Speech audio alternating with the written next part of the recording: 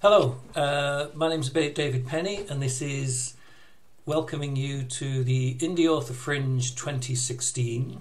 I'm here with Mohana Rajakumar. Is that right, Rohana? You've Close got enough? it. Close enough? And we're going to talk today about how to switch genre without breaking your brand. So, just introduce yourself, Mohana, and tell people who you are, what you do. Sure. So I am actually based in Qatar. I'm a South Asian American who moved here about 10 years ago, and that's really when my writing took off because I certainly had lots of time and interesting things were happening to me in the desert. So I started out as a novelist or a short story writer, I would say, and then went into memoir and then came back to the novel. hmm Brilliant. And we're going to talk about genres and switching genres. So which genres have you actually written in, Mahana? Well, I've written fiction, and within fiction, I've written contemporary romance, thrillers, and literary romance. And then I've also written nonfiction. And so in nonfiction, I've written mostly memoir. Right. Okay.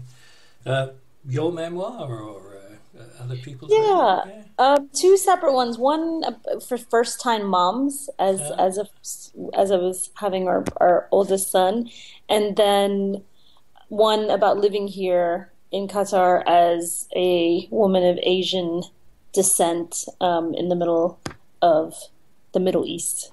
I was going to say there's a whole 2 hour conversation we could have on that, but maybe we'll leave that for another day. Or you read the book. Yeah. Oh, quite. Yeah. Yeah. We'll get people to read the book instead. Why did you choose to write in more than one genre? Was it just you were interested in different genres, or? Well, in the beginning, I just wrote whatever was interesting to me and whatever was happening in my life. And so it was very much led by things that were happening to me and things that were very contemporary to what I was talking about with my friends. And then I realized that people really love fiction. And so fiction is really where I've stuck to now. And I just launched a series that's a crime series that's actually set here in the Middle East, and so that's where I'm focusing most of my attention now. hmm Is it a different type of? Do you have to write crime differently set in the Middle East? Is because it's obviously a different culture. Well, I once heard, Nordic noir with the Scandinavians. They've sort of established or reinvented the genre in many ways. And I once heard someone say about Scandinavian crime fiction that it's a perfect place to have crime because you need lots of places to hide bodies. So in the winter, people stash bodies everywhere, and then it takes a long time for them to melt. And I think that in this part of the world, that's certainly true as well. On the fringes of cities, in the fringes of any city, but especially here in the fringes of city where people don't go very often, there's lots of rumors and speculation. That's a ripe area for mystery and intrigue. Fantastic. And is it like a detective novel or is it?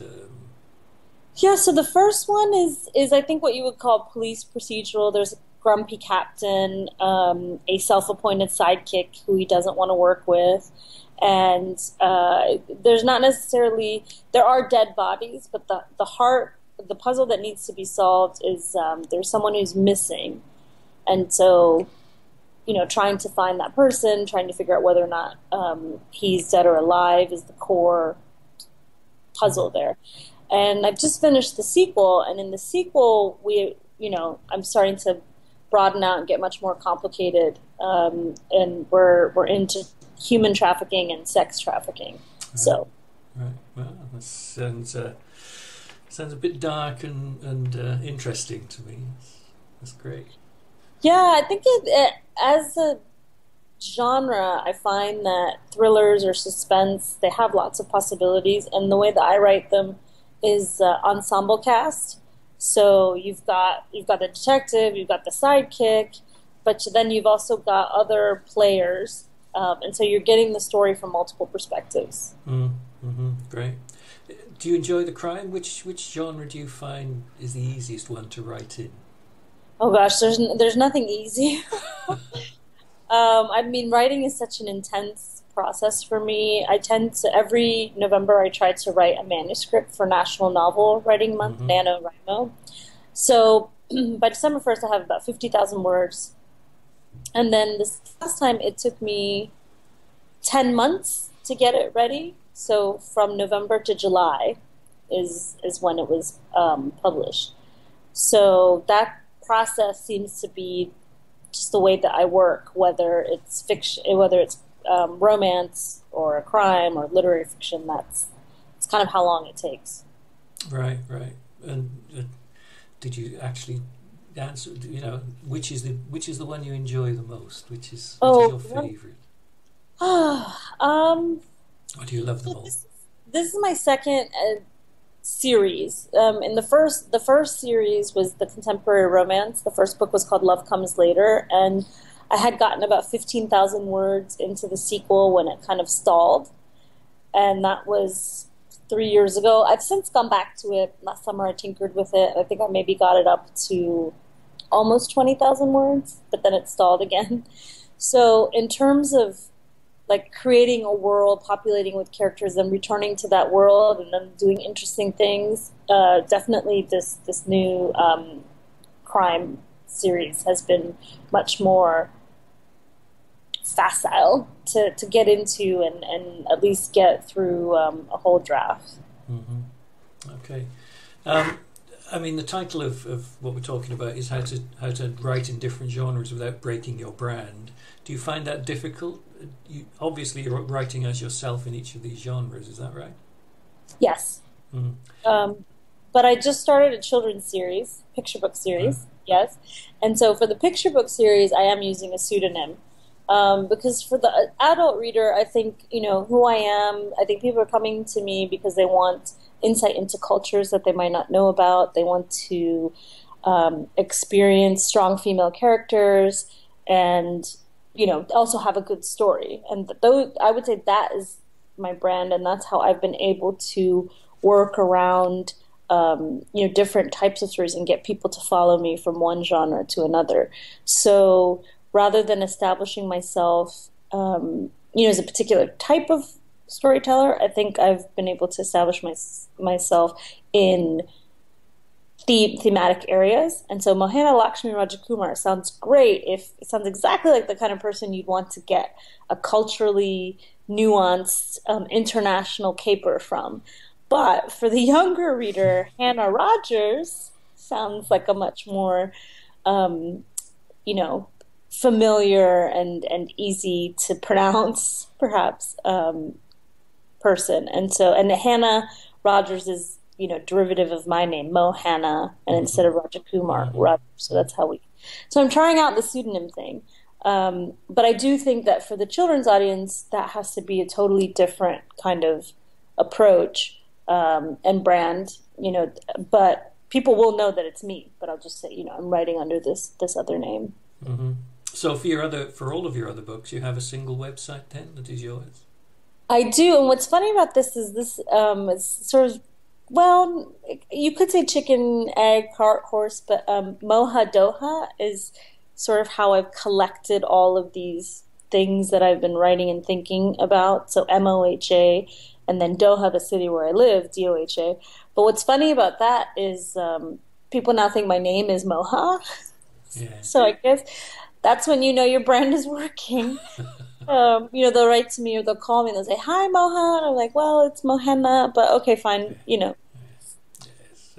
I know it's and you branded that your name on Facebook as well and Twitter and so on. So it's all Yeah, so existing. so mohadoha.com, and then unfortunately, because Moha or Mohammed Mo is a very popular name, Mm. so the actual full-on Moha Doha in many places is already taken by a guy, and so I've worked around that by putting in an underscore. So on Twitter, I'm Moha underscore Doha, Instagram as well. But yes, for Pinterest, all those places to find me, it's as Moha Doha. Hmm. And just out of interest, what sort of proportion of time do you spend actually writing, and what proportion maintaining your website, your Twitter accounts, Facebooks, etc., etc.? Right, that is the big dilemma. And I was just in Dubai a couple weeks ago talking to the Dubai Writers Group about that, about the division of labor or interest.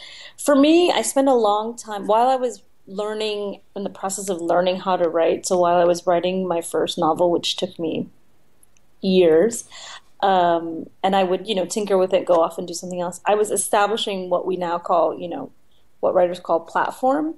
So I had started blogging probably in about around 2006, 2007, and then along the way have sort of contracted out different people when I thought there was a skill that I didn't know that I wanted advice on. And so for a while, I think in about 2010, I worked with a social media expert, Rachel Thompson. She's head of Bad Redhead Media, and there's tons of other people like her that are great. Ask for references always. And so Rachel really helped me come up with a strategy for content. So with the blog, I post Sundays, Mondays, the occasional Wednesday, but usually by Wednesday the week is so busy. I've skipped lots of Wednesdays. So, and I use memes. So I use Sunday Supper, which is a big, cooking thing, and I do like to cook. And then Monday, it's just called Monday Blogs. Monday's a good day to post because lots of people are back at their desk and looking for things to do other than work. And then Wednesday, Wordless Wednesday, Writer Wednesday, and sometimes for a while there I was doing Fiction Friday or Fashion Friday. So I try to post twice a week at least. Doesn't always go that way, but the blog content is what drives all the other social media. Right. So I put in about 25, 30 minutes per post. So I'd say about an hour across the two posts. And then I'm sharing that on Facebook, and I'm sharing it on Twitter and Instagram and, all the other platforms. So the bulk of the work is done in actually writing and posting the blog. And then it takes about, 30 minutes to get it out there. And then you're in touch with your readers twice a week on a regular basis. So I'd say between the writing and the posting and everything, probably maybe 2.5, 3 hours a week on social media. Mm-hmm. And how much do you spend on the writing itself then, Mahana? Well, it depends on what part of the year it is. So if it's November, I'm writing at least 2 hours a day because I'm trying to get to 1,600 words. Because I have been writing for about 15 years. Don't let this young face fool you. Have good genes. I can write about 1,000 words an hour.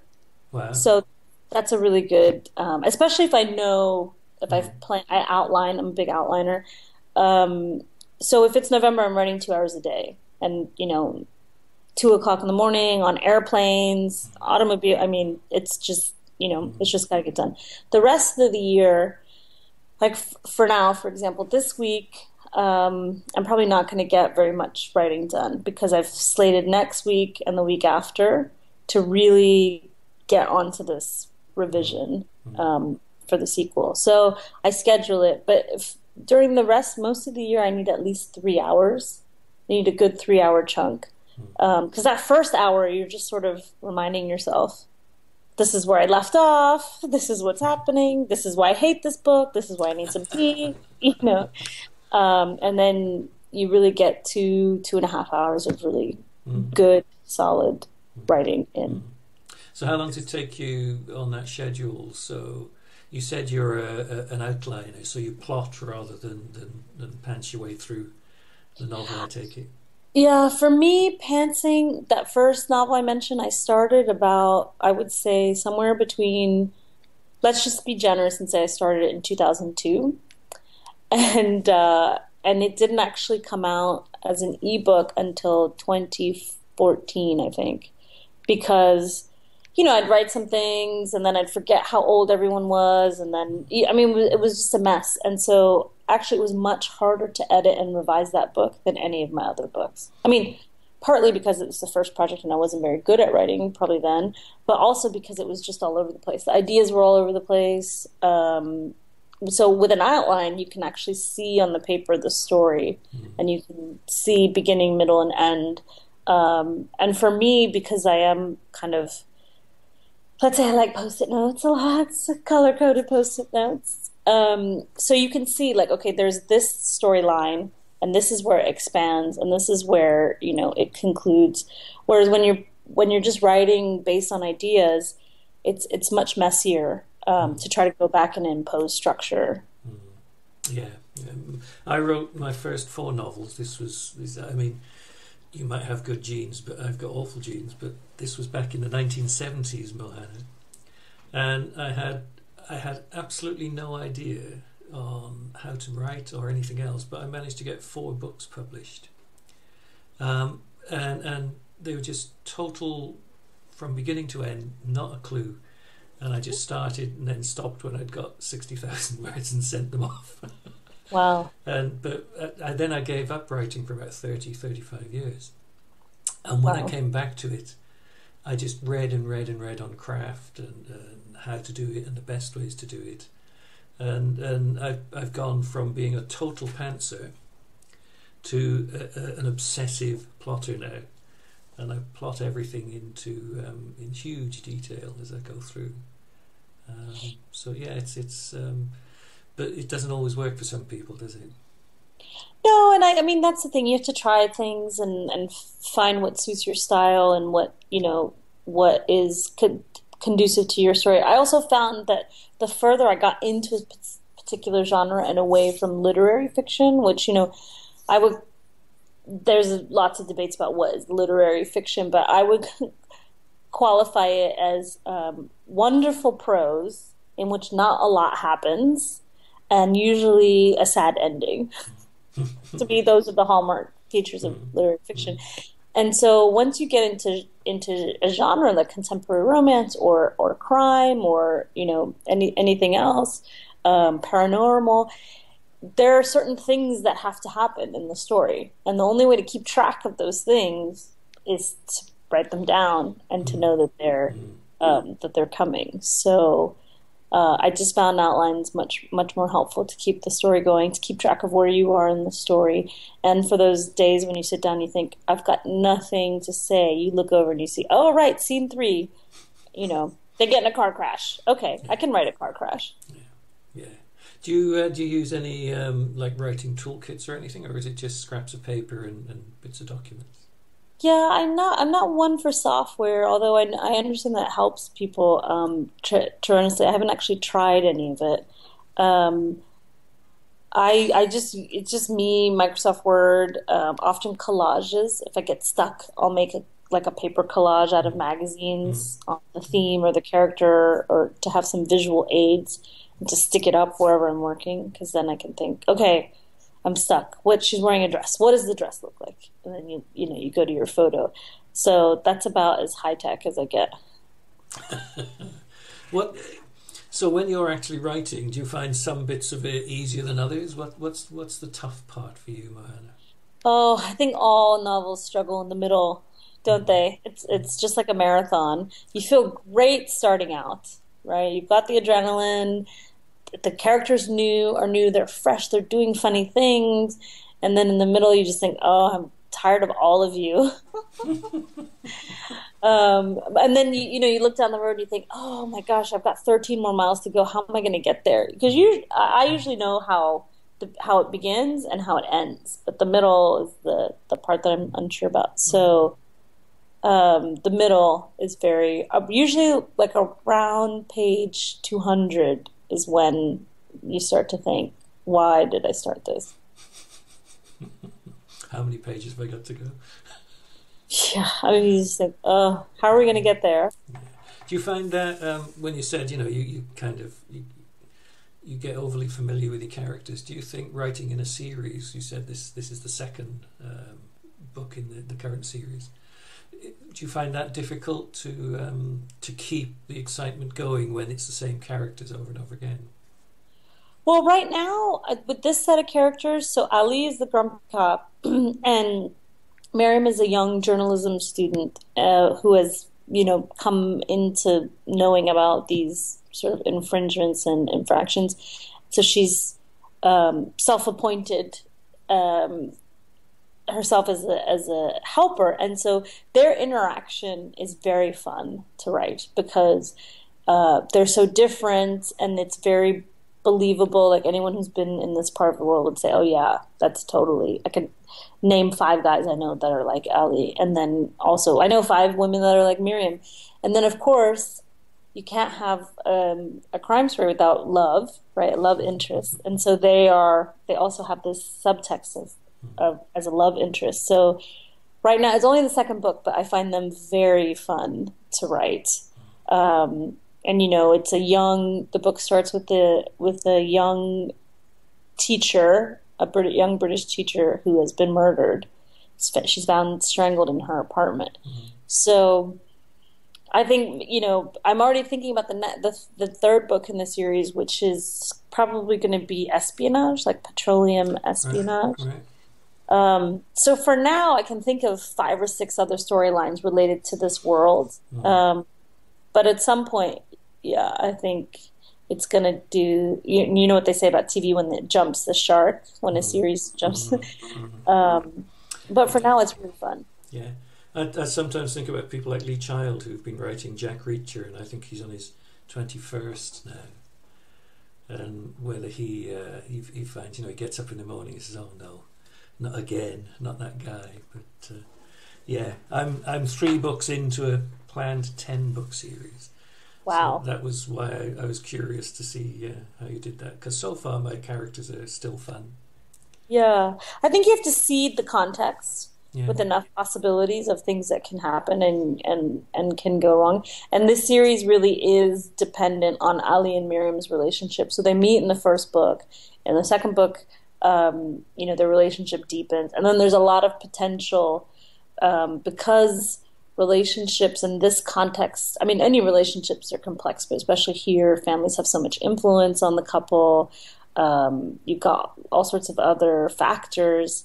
I see a lot of potential for things to go wrong, and that's what you need in fiction, right? Yeah. Nobody wants to read about happy families. I say that to, I teach some community courses in novel writing. I say that to my students all the time. Save the happy ending for the end, because happiness is boring. Yeah, it is. Coming back to genre and brand for a second, if somebody read one of your literary books, one of your romances, one of your crime novels, would they recognise Mohana's voice in all of that, all the different types? I think they would, because my novels are very grounded in place, even my stories. The setting is as big a character as the actual people in the story, because the setting drives so many different things. For example, in Love Comes Later, in the contemporary romance, in the Middle East, women are not allowed to pass nationality to their children. That's just legally the child takes the nationality of the father if you're born anywhere in the Middle East, and so that is a big consideration for people, for women, right, in choosing their partners, and that's a condition that's tied very specifically to place, and it's also tied very specifically to that story, because you see the 3 main characters struggle with deciding whether they're going to let other people choose for them, their partners, or they're going to go it alone and fall in love. So whether it's immigrants in America, or the 1970s in Laos, or the Middle East, place has a big feature in all the stories that I'm telling. Fascinating. It must be an amazing place to write about, because it just, in some extent, the eyes of the world are on the Middle East, aren't they? But we know very little about it. That's one of the reasons why I started writing after I moved here, is because the narratives that I could see in the media and the news, it wasn't what I was living, or thousands of other people that I know here. And I think the average reader who is university educated, inquisitive about the world, wants to hear a good story would be surprised if they could see what I'm seeing. And they should be given a chance. They might not all like it, but they should be given a chance to have that experience. Mm-hmm. Great. How involved do you get in the overall construction of the book? So after writing it and going through your revisions and your edits and everything else, do you hand it on then to somebody else for formatting and production and so on? Yeah, I'm not. I love to tell stories, but I'm very bad at attention to detail. I know that sounds like contradictory, but so formatting and those kinds of things I never do myself because I just know I'd do a terrible job. And actually, over the years, I've been doing this, I think, for about almost 5 years now. I've developed like a process. So I do the manuscript. I usually have a developmental editor that I'm working with. So he or she reads it. It usually comes back with about 200 comments. It doesn't matter what type of book it is. That seems to be the standard. But then once I've gone through those comments, if it's in particularly bad shape, then I'll send it to a proofreader just to make sure that it's a better reading experience. But then I'll go to beta readers because so many of my books have a cultural component. And I do have to be careful because I'm taking on the voice of other people who I am not. But I do feel that as a writer living here, that's one of my privileges. But also the beta reader helps keep me honest. They know about word spellings. They know things that don't make sense. Like, for example, if somebody is saying a Muslim prayer, they would never start on the left because the left side is seen as unclean. They'd always start on the right. They catch all these things that are really important to me because I want to give the reader as near a real experience as possible. So when it comes back from the beta reader, usually with 50 or so comments, then I have another hack at it. We do the editing again until finally I feel that it's ready for the proofreader. It goes to the proofreader, comes back, then it goes to the formatter. And by the time it's going for formatting, you've got a book cover designer who is probably tearing their hair out because they're like, she's never going to find a cover that she likes. And then somewhere in all of that, a book gets published into the world. Yeah. So from sitting down with your initial idea to book comes out and it appears on Amazon, and do you go to other Apple and everywhere else? Do you go wide? So I have listed the romance because romance is a genre that people read, voraciously, mostly women, and so that is listed on iBooks and Kobo and Amazon. That is listed a little bit more broadly, but Amazon is where I do the bulk of my sales. Mm-hmm. Yeah, same with me. It's the big player, isn't it? So. Well, and we'll see. I just listed on NetGalley. Right. Yeah, for the first time with Love Comes Later, with the romance, and I've already had, I don't know, something like 50 review requests. Wow. And I didn't approve all of them because NetGalley is a very complex thing that I'm just learning about. But let's see if that helps with the business. I've heard some good reports of NetGalley and some horror tales almost. It's interesting to see how you get on. See. Yeah. So I'm mostly on Amazon. Great. So how would we find you on Amazon then? Is it under Mohana Rajakamu or? It is. Yeah. So if you put in, I think the easiest way is probably through one of the actual titles. Yeah. So if you put in Love Comes Later, if you just put in Qatar, the word Qatar, because a lot of my work is tied to here. I should come up, or the crime fiction is called The Migrant Report, the first book. So, but were you asking me start to finish? How long does it take? I was. We got distracted. Okay, that's. So for me, I'm now at the point where I'm planning a book out almost 6 months in advance. Mm-hmm. So every May, I'll start a reading period for the book that I want to write in November. Mm-hmm. So, and I think you're absolutely like writers that don't read, I just don't understand it because, we're still readers and you have to have that experience of what it's like to be on the other end of the page. So May, June, July, August, September, I'm just reading whatever that new genre is or that story or that topic. I'm reading it. I'm watching films about it. I'm watching television. To prepare for the Migrant Report, I watched True Detective Yeah. and The Bridge, which is a Hmm. Swedish series. That then they did an American version, but I didn't watch that one. I watched the 2 seasons of the Swedish one in translation and read all these Scandinavian ones. And then in October, I outline, and then November I write, and then the book usually comes out in July. So I'm on this track where I try to release 2 books a year, December and July. Hmm. Um, so It's quite so I don't a know. So the idea might start in May. So I don't know if we're technically counting that. mm, yeah. And Then it's an ambitious schedule, though, isn't it? To do two a year, I think. I mean, it's getting better because I can feel that I myself am becoming a better storyteller.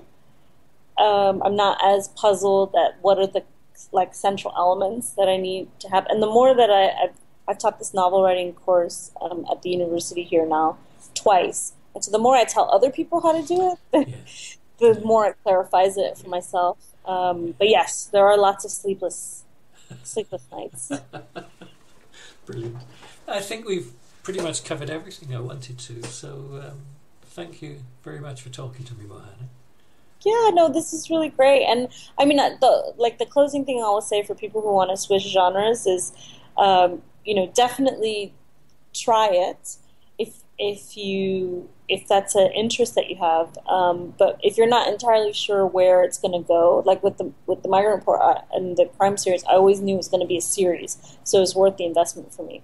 But maybe try short story first and just see if that's something that you really um, like. I mean, for me, most of the genres that I write in, I'm a reader of, so it was a natural kind of transition for me. I do love memoir. I'm reading Elizabeth Gilbert's Big Magic Right. right now, Right. and so I like that as a genre. So it's been fun for me to play in that. So don't be afraid to take risks, but it is an investment of time. Mm. So maybe try a short story or flash fiction, and then see if it'll fit into your overall publishing plan. Because again, with the children's book that I mentioned, this is the first of at least I'm hoping 4 or 5 stories set with these same characters. There's a little boy named MJ, and he has 5 or 6 friends in his class. And so my idea is that this first book is about MJ,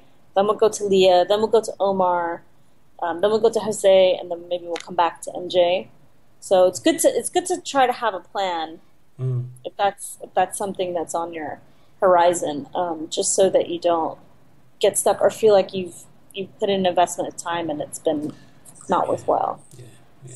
Would you ever, um, if you went into a genre and it wasn't working out, would you pull the plug on it? Yeah, I mean, I got into this dilemma because just recently I hired like an author marketing expert again to just kind of like overhaul the website and do all that kind of things. And so I said that to her because now I have about 9 ebooks and 3 paperbacks. And I said, "Oh, do I have to like make some of these go away?" And she said, "No, you don't have to. It's not like you have to disavow them, but you can just stop promoting them as much." So for me, this was like I started my first short story in 2000, so it's been about 15 years of writing, and a lot of that time I would write a book, try to get an agent, it wouldn't work out, so I go write another book, try to get an agent for that book. So this kept happening until 2010 when I said, "Wait a minute, I have 8 books here." And I kept going to author conferences and they'd say, "Oh, Amazon and ebooks and Kindle." And I said, "Right, well, I've got all this content. Let me just try it." And so I don't feel that all of those books were part of my journey to get me to where I am today. And now I'm much more focused and deliberate, sort of like, harnessing the lightning bolt, as it were. But I can see how if you're just starting out now and you have to pick, it would be more frustrating to feel like you're scattered. Yeah. So But I suspect the takeaway is you tell people don't be afraid of genre. You know, write what you want to write. Yeah, don't be afraid of genre. Have a plan. Mm. Have a plan as to how it's going to fit into what you overall want to accomplish. And whoever they is, they say it takes 1,000,000 words to find your voice. So I figure I'm at about like 400,000, maybe 500,000. I'm at 500,000. Yeah. So every one of those books was important to me in honing my craft. So. Yeah. It's an endless journey, isn't it? It's an endless journey, and think of genre as something new to give to your readers.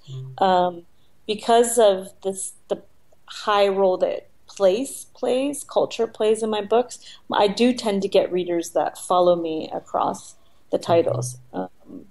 So, because they're reading for character, not necessarily what type of book it is. When I say, oh, it's a crime thriller, that's more as a marketing tool. So, when you're at the party and people say, oh, what do you do? I'm a writer. Oh, what do you write? Oh, I write crime thrillers. Oh, okay. Next.